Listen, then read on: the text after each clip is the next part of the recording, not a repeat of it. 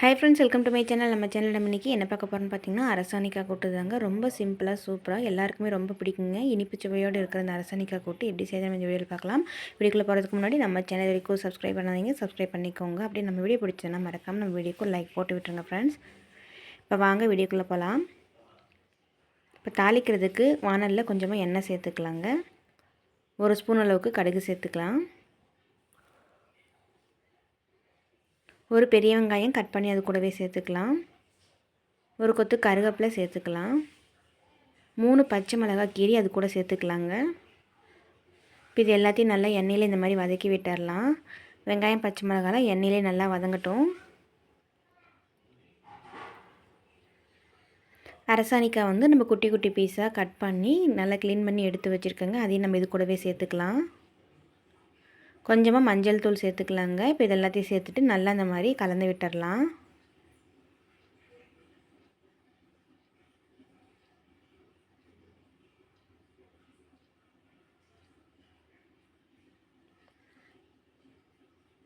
நல்லா இந்த மாதிரி கலந்து விட்டுட்டுங்க. தேவையான அளவுக்கு உப்பு சேர்த்துக்கலாம். உப்பு சேர்த்துட்டு ஒரு டம்ளர் அளவுக்கு தண்ணி சேர்த்துக்கலாங்க.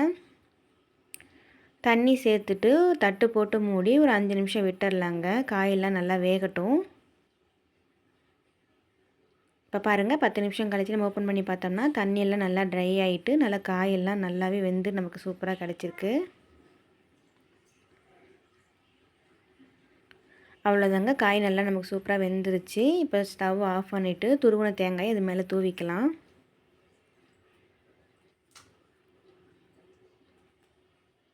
இப்போ தேங்காய் எல்லாத்தையும் தூவிட்டு நல்லா எல்லா பக்கமும் வர மாதிரி கலந்து விட்டுட்டோம்னா ரொம்பவும் சூப்பரான ஒரு அரசாணிக்காய் கூட்டு தயாருங்க.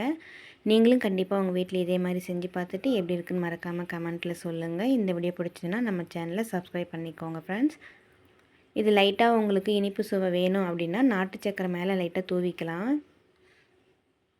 ரொம்பவும் நல்லாவே இருக்கும் இந்த கூட்டு. நீங்களும் கண்டிப்பாக ட்ரை பண்ணி பார்த்துட்டு எப்படி இருக்குன்னு மறக்காமல் கமெண்ட்டில் சொல்லுங்கள். தேங்க்யூ.